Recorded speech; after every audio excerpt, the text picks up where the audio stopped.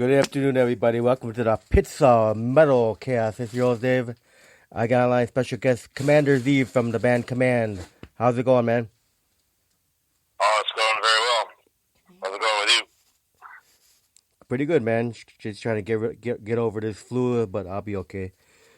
Oh, So, yeah. I'm getting a little bit of myself back through the phone. You know what I'm saying? yeah. Well, I got you on speakerphone, so I don't know if I could do much more with it. All right, then. No worries, then. As long as you can understand what I'm saying, that's cool, man. Yep. So the band Kommand started in 2013? Yeah, around about then, late 2013, early 2014, I don't know. Basically, I was between a few different things, and I was listening to a lot of old thrash and old 80s stuff, and was wanting to get those feelings instead of just black metal stuff, you know. So what would you consider the genre? Black and thrash? Yeah, probably black and thrash. Definitely lately with more emphasis on the thrash part of that. But yeah, starting off with listening to a lot of the old 80s shit, Bathory and the German thrash bands, but then the more like old middle 90s Norwegian stuff like Ar Noir and Inferno and stuff. Yeah, looking at like pictures of you guys, it reminds me of like the old Destruction. Yeah. Wait, which picture? Yeah, a lot of your promo pictures with all the leather and studs and stuff. Like it's like the old Destruction. One Destruction was a 3-piece when they started up. Yeah. Yeah. Yeah. That's the old feel. It's just I was laughing because there's the photo on the back of the CD. We're kind of sitting down, and according to Gezel from Metal Lucifer, he asked us if we were tired. So maybe should have been standing up on the back. Yeah, that's what I was asking. maybe, man. So now the album Savage Overkill came out July 25th of last year, right? Yep, I believe so. So now, where'd you guys record that album at? That was recorded at Metalsmith Studios in Seattle area, aka Hangar 13. I recorded with this guy named Cody Brumlow, and he's in a bunch of different projects, but he was in a band called Weapon Lord at the time, and really easy to work with, really nice guy, really patient, it's a really straightforward process with the recording, and then he did some, he did the mixing and a little bit of the mastering, and then our bassist Carnage did a little bit extra on the mastering, just the cherry on top. So how long was the recording process for the album? Oh man, it was a little bit longer than it really should have been, and that wasn't due to any human factors. It was just, we could only go down there on the weekends, and we recorded it over the winter of, what would that be, 2018, 2019. And, we're all busy and traveling and seeing family and, whatever it is people do on their holiday breaks. So yeah, it took a long time because sometimes, you'd have to take a week or two off and then come back, and sometimes it took a little while to pick up from where we had left off, but it was also good because we got to hear it with fresh ears, Now who writes all the lyrics for the band? I have so far. I write all the music and all the lyrics so far, but it's just, I think, out of necessity. I've been asking them to do more. I've been, hey, help me out, make my life easier. Step up to the plate and do something. Yeah, but they're all busy themselves. Our drummer Sam aka Exumer, he has a little record label that puts out tapes, and he has a separate band called The Foulment, and then Wes used to do a bunch of booking, and then now he has a child. And we know how much time those can take up. Yeah. So now, how's your guys following out there in the Seattle scene? Oh, I don't know. People show up to our shows and run into each other. Yeah, I'd say it's pretty well. I mean, the people that have heard us seem to like us. It's just that whole thing that, really every band has of just getting out there enough so that people can actually hear you, and so that you can kind of be sifted through the mass of bands and music that's out there, I guess. But yeah, as far as Seattle area, we play a fair number of shows and people show up. I don't know what to say. Now, there's another Kommand out that's from LA, right? Yes. They don't have the umlaut, so the dots over the O. Right. So we say umlaut or get the fuck out. But no, I'm kidding. They're actually a really good band. I've listened to a bit of their music, and then some friends of ours in a band called Oxygen Destroyer, which I think are also playing out in Wisconsin. But I think they played a show with them. Oxygen Destroyer did, and I think they have. And they said they were good dudes anyway. So yeah, nothing against the LA Kommand. It's just we were first, I would say, and yeah, maybe we could actually do a show sometime and have like Commandant on the show as well, and then it could be the All Kommand with a K. Man, show. That'd be interesting, man. And yeah, Accident Destroyer, they are playing Blaze of Metal Festival in Milwaukee. Yeah, they're good dudes. We really like those guys, and we dig their music.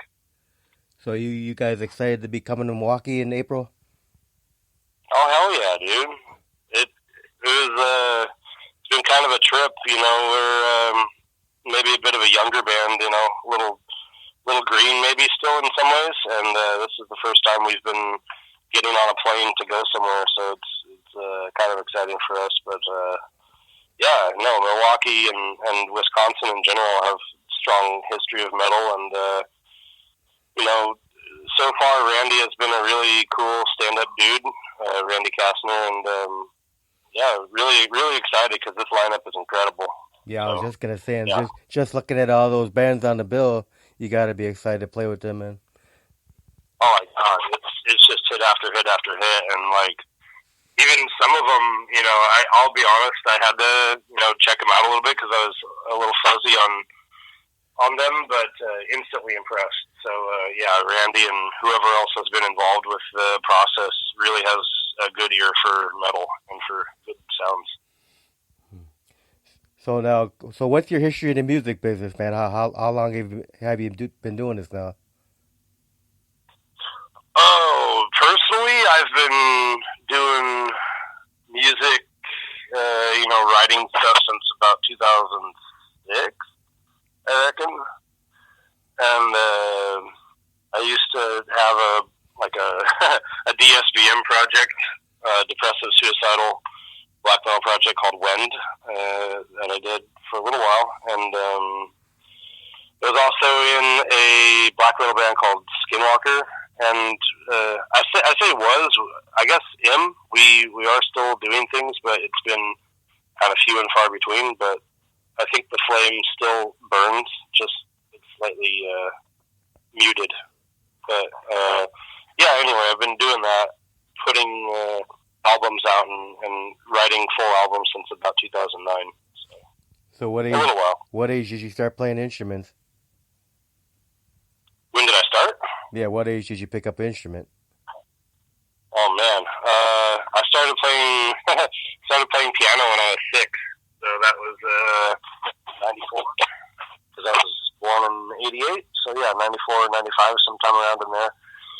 We had a piano in my house, and I would just kind of smash on it. And I think my parents just got sick of it, so they made me go get some lessons so I could kind of focus the smashing. learning to play piano helps you play guitar. So you went from piano to guitar? Oh yeah. Sorry about that.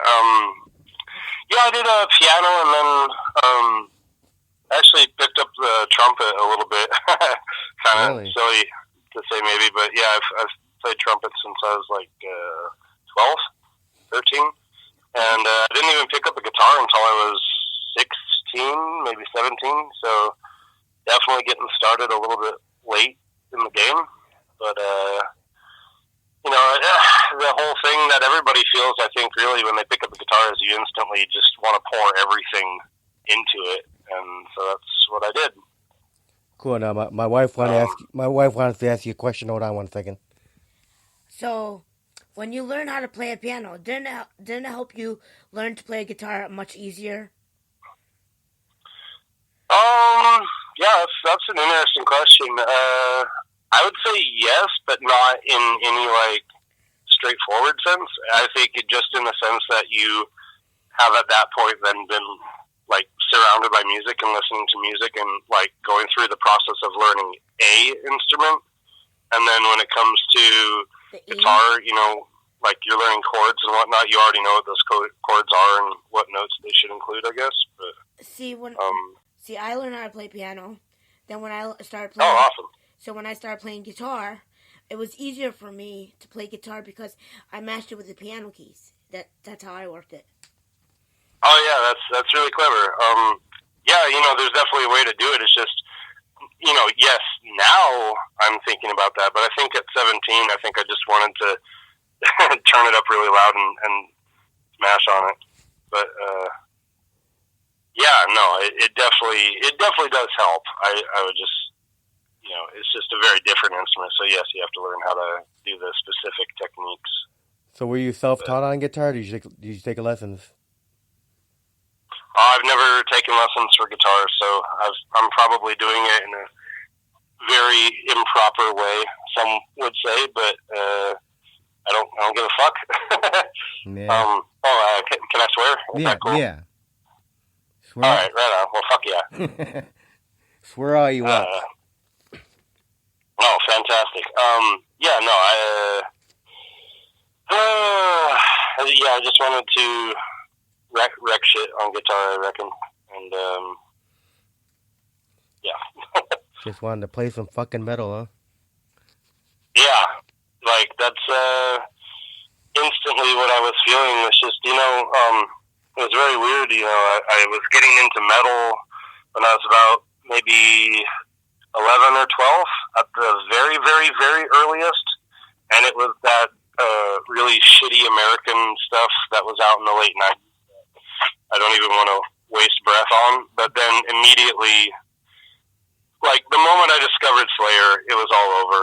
It was like, because I first listened to Rain and Blood, and it just destroyed everything else for me, and I only wanted to do that and the extreme stuff, and but I didn't, for the longest time, I didn't think I was like cut out for guitar, or that, I don't know, quote unquote cool enough or whatever. So yeah, it took a little while for me to just sit down and do it, because whatever reason. But once I did, you know, instantly just started spending hours on them, on playing. Fucking Slayer. Indeed, fucking Slayer. How many minds have been corrupted by just that album? Yeah. 28 minutes of thrash metal, man. Oh yeah. It was a short album, but it was a damn good album.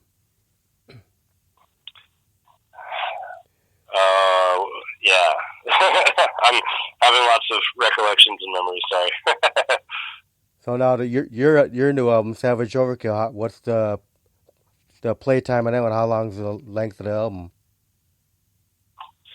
Oh, I don't know. It's actually supposed to be a bit longer than what is out there, because in the same session we recorded a cover of a song called Rock and Roll Gas Station by a band called Adrenaline OD, and really obscure punk band, but the song probably got famous after an interview with Fenris from Darkthrone. he was being interviewed by this German guy, and they're like back at his apartment and completely hammered, and he throws on that song and just screams. It's very silly. But so we did it kind of as a joke, and then we recorded it kind of as a joke. But it didn't make it on because it's a cover, and Yeah. You got to be really careful with covers on albums. I feel I don't really like to listen to a cover on an album, to be honest. But anyway, yeah. So I would say it's probably around 42 minutes or so, 45 minutes with the cover. I think. I don't remember. Cool. So now, how did you guys come up with the band name Kommand?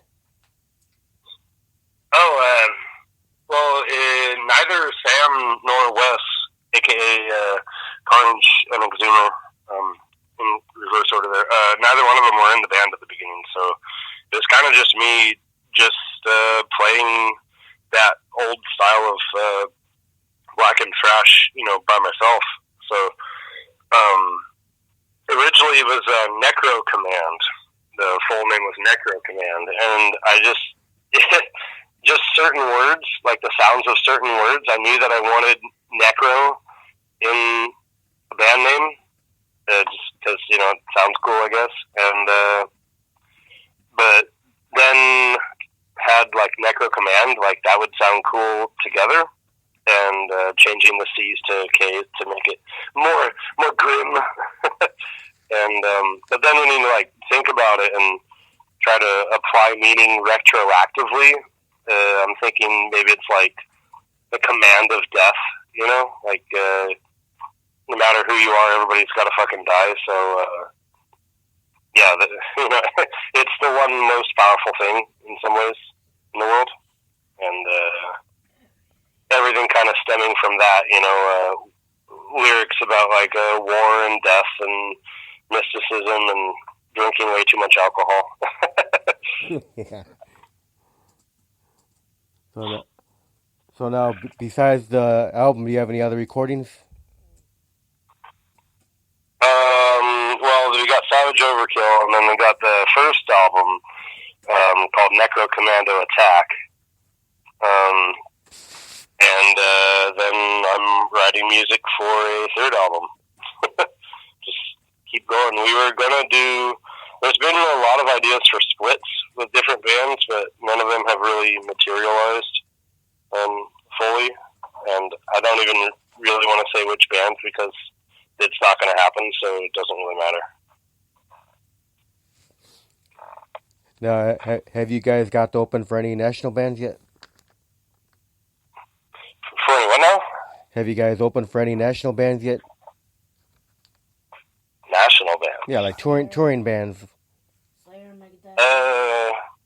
I mean, yeah, maybe even international bands, actually the first show that Exhumer played drums with us, we opened for Ghoul, which was pretty fun, and played with Antichrist from Sweden, really amazing thrash band, Barbarian. Oh, actually, from Wisconsin, I believe, we opened for Mortis Gould when they came through, so that was pretty cool. That's cool, man. And, yeah, I don't know, yeah, I mean, we've been really lucky to play with a lot of really cool bands,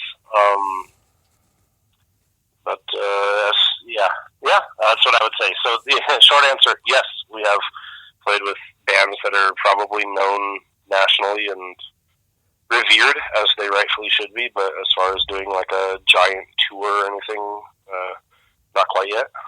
We're working on it. So what's your fondest memory of this band so far? Oh man, I think I don't know. There's been so many really good ones. That hit me over the head with that, huh? Yeah. I think this last tour that we did a little West Coast tour in the summer of 2019. That was really enjoyable, except for LA. Did not have a good time there, but the rest of it was really enjoyable. And I think putting out the album and seeing the album be released on our label was really exciting and a really fond memory, because we worked really hard on it, and it's out there, and at least the people that have heard it have seemingly liked it, I suppose. Now, can you think of one most embarrassing or funny story you could share? Oh, just, I don't know. You're asking me to go over 4 years of stuff, and it's been kind of a blur, and just nights of debauchery,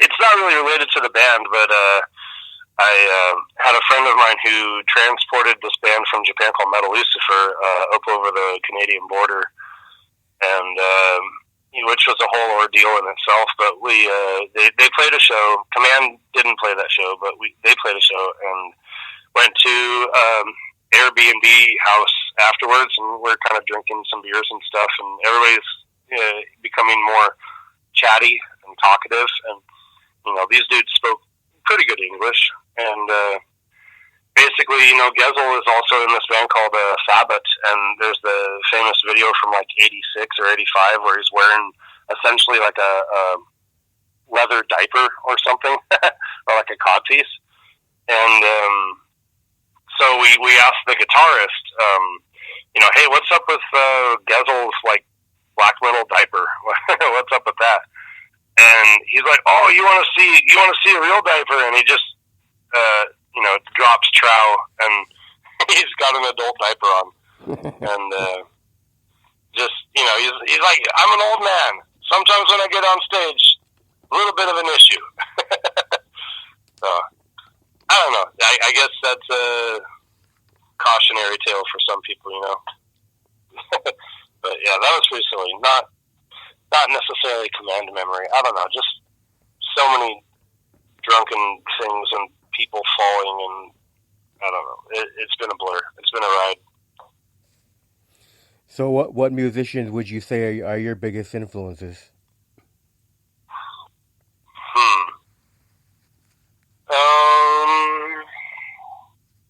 As far as musically,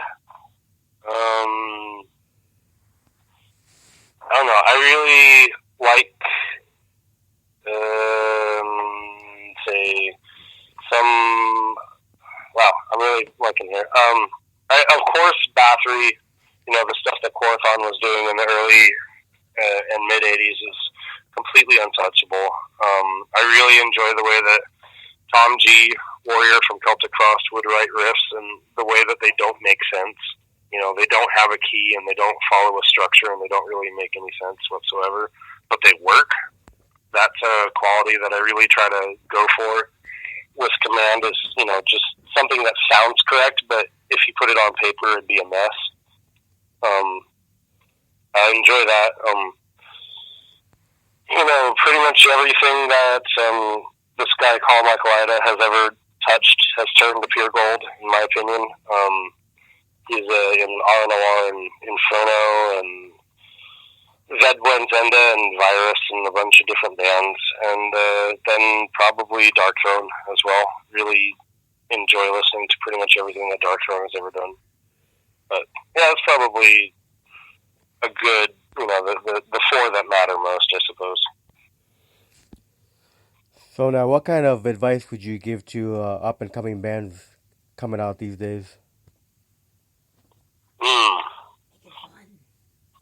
Well, not as if I'm in a position to say such things. Maybe we are that up-and-coming band. Work your ass off and fucking work harder and then work some more, because that's what it's going to take. If you ever want to make it out of anywhere, you're going to have to fucking put in the work. And that's no joke. Try to do it with people that are the right people, so, you got to get along with them, of course, but also, they've got to be invested in it, and they've got to be into it. So, That's really important because, somebody with the right attitude, even if they're a terrible musician, they can always get better because if they have the right attitude, they're going to want to get better. You know what I mean? Like you could start a band with people who have never even played, the instrument that they end up playing before they even join the band, but if you have your heart in the right spot, you're going to want to get better. And then if you're not the right person, then they're not ever going to improve. You can improve skills. You can't improve attitudes. If somebody's a dick, then they're just always going to be that way. Yeah, that's true, man. So find the right people and then work your ass off. And the music will happen. So much of being successful relies on the non-musical shit. It's ridiculous. So get that shit nailed down, and then the music will happen relatively easily. If you're the right people. All right, now, what do you think about promoters that do pay-to-play shows? Oh, man. We could be here for an hour talking about that. Not a fan. Definitely not a fan. It's exploitative for younger bands, and, it just really pisses me off. And, unfortunately, I have to say that we have done that, say, twice, I think, in the whole time that we've been a band. And, just building it up and rationalizing it to say, okay, we hate doing this, but this is a really cool band, or this is going to be a really cool show. It'll all be worth it. And, of course, it never is. So, I don't understand why people do that anyway. It's just fucking find the bands that will draw the crowds, and then just have them on the show. And don't make people fucking pay, because they're already paying. We've bought our instruments. We've paid to drive to the venue. It's ridiculous. I don't know. That's all I really have to say about that. But I can also say that I'm not a promoter, so I wouldn't necessarily say that I understand all the business aspects of it, or the money and the interchange of money. But as far as a performer, I fucking hate it. So, death to pay to play. Well, good thing Randy Castro will never do a pay-to-play show. I respect the hell out of that. That dude sounds solid as hell. I can't wait to meet him. Yeah, he's an awesome guy, man. All right, now, so what's your favorite beer to drink, man? Again, we could be here for 3 hours this time. Well, I'll just say my favorite beer currently is a beer called Space Dust by Elysian Brewing out of Seattle. And the beer I'm drinking right now is called 1554 by Fat Tire Brewing, I think. And the first beer I ever had was Black Butte Porter from Deschutes when I was like 10, I reckon. And, pretty heavy beer to start off with, but, I think it ruined me for that shitty, PBR and that sort of stuff,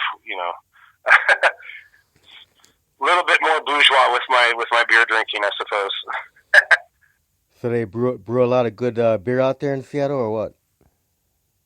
Oh, man, it's incredible. I would say if you don't like IPAs, then you're probably going to not enjoy it too much. But, the beer is so fucking strong over here. It like 6% is very weak for a Seattle beer.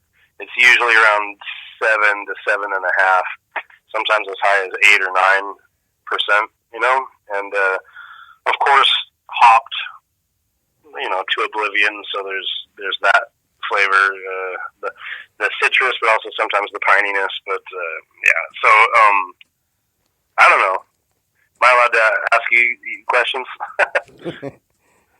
So who are your top 5 favorite bands of a lifetime? Let him ask you questions. Ooh, over my whole lifetime, probably number one is Pink Floyd, because that's the first band that I ever really got into and really studied and got interested in, and that was like age 5 or 6. So yeah, Pink Floyd's probably number 1. Probably would set Dark Throne like maybe second, because I've just enjoyed everything out of what they've ever done. So Dark Throne, and then probably Bathory third, and yeah, I don't know. After that, it's a little bit more hazy. Maybe. I don't know. Maybe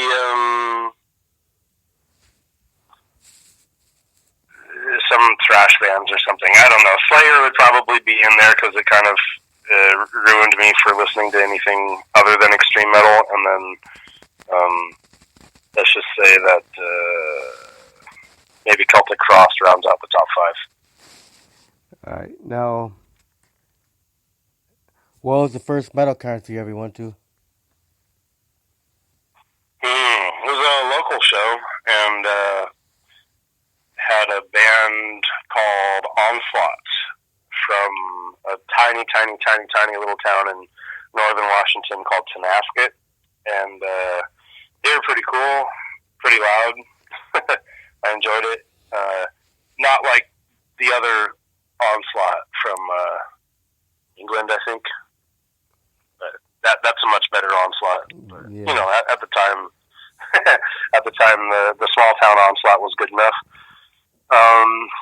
The first large show I went to for metal was probably Satyricon with Cradle of Filth, I think, and definitely enjoyed Satyricon set more.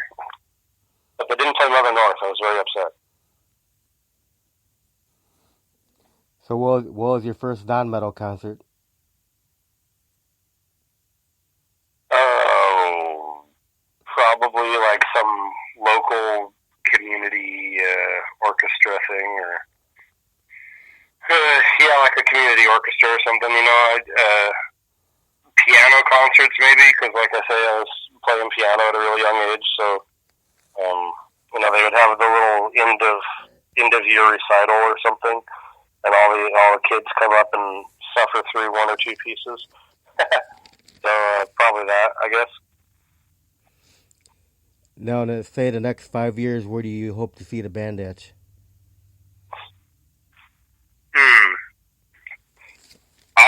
Basically, I'd like to do about 1 or 2 shows a month. One definitely, 2 maybe. Pretty much every month for the rest of my life is what I'm hoping. And relatively local kinds of things. You know, just playing around and doing a little bit of driving, and then I'd like to do a couple festivals a year, maybe 1 or 2, and then a tour and call it good with that. As far as albums, putting out an album about once every 2 to 3 years seems pretty legit.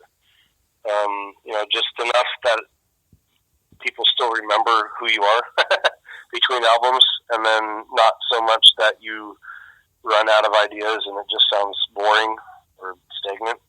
And I'm just happy to ride this fucking wave of heavy metal as long as it can be ridden, you know? Yeah, so now for people to follow you guys on social media, besides I know you got the Facebook page, where else can they follow the band Kommand at? We do have an Instagram, but Exhumer is running that, so I don't have much to do with the Instagram. I don't even understand a lot of that shit. I feel a little bit inadequate when it comes to the social media and all the promotion and shit. We don't have a Twitter or anything, and whatever else people are on these days, I don't even know. We are on Bandcamp. People can find us on there. There's a Kommand page, which has our merch and our first album, which was self-released. And then if you want the second album, you got to go to the Metal on Metal Records Bandcamp. Or you can order it on their website, I'm sure. But that's about it. Facebook, Instagram, Bandcamp. The big 3. Now, Themes. Now the song "Bitch Fiend." What is the song "Bitch Fiend" about? That is about the people who used to live above me and their really fucking noisy kids, and how much I hate people that fucking endlessly breed and have a million kids. Basically. Having children is fine. Lots of people do it. I have friends who do it. That's fine. When, like, one kid, great. 2 kids, fine. 3 kids, okay. 4 kids, you're pushing it. Like, there's these families, that just 7 or 8 kids. And then, there's these TV shows that, like, make celebrities out of these people that have had, like, 30 children or something. It's just like, what the fuck? We're not an agrarian society anymore. We don't live on farms, and kids make it out of childhood now. You don't need that many, Yeah. So that's basically about, like, people that constantly breed and are selfishly sucking up the resources of the planet, I would say, with just more and more people.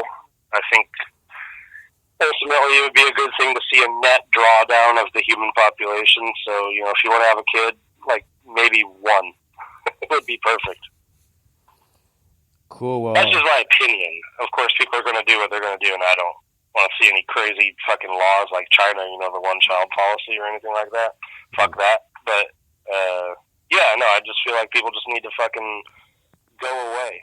There needs to be fewer of them, and then I can get faster. I can go places faster on the freeway.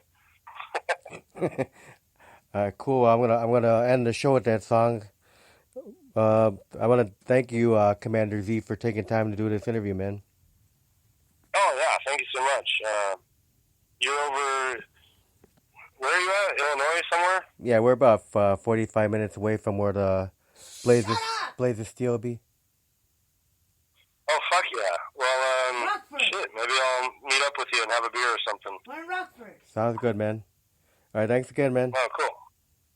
Oh yeah, thank you. Appreciate that. No problem, man. Bye. I'm deleting that show. Later. I'm deleting it.